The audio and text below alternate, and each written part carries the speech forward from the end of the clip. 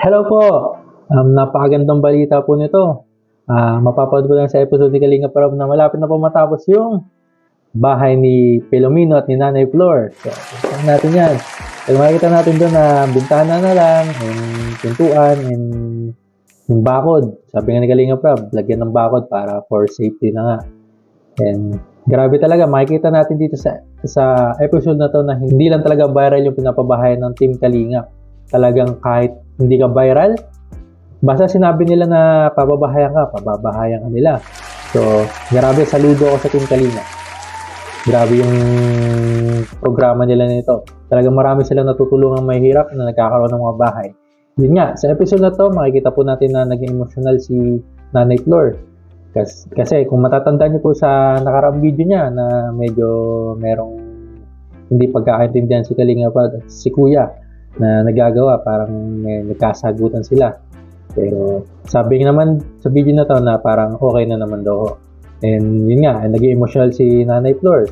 Kasi nga sabi niya dahil sa kanya, mapapaaway pa raw po si Kalinga Prab. Parang ganun yung pagkakasabi, mapapaaway pa raw ho. And parang ayaw niya nga kasi na mapaaway pa si Kalinga Prab.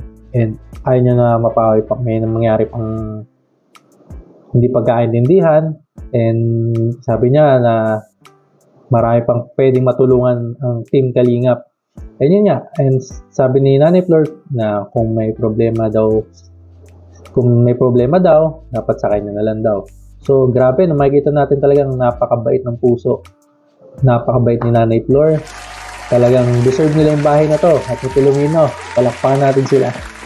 Sa episode na to, talagang makita natin yung sinasabi na hindi lang viral yung kanilang tinutulungan o pinapabahayan. Basta sinabi nilang pababahayan ka, pababahayan. So, suportahan natin ang Team Kalingap dahil sa mga views, doon sila makakuha ng pantulong. Okay? So, yun lang po. Hindi ka pa po napag-subscribe sa aking channel, mag-subscribe ka na po. Ako nga po pala ulit si Mr. JCL. And sa Team Kalingap, saludo. Grabe. And yun lang po. Thank you.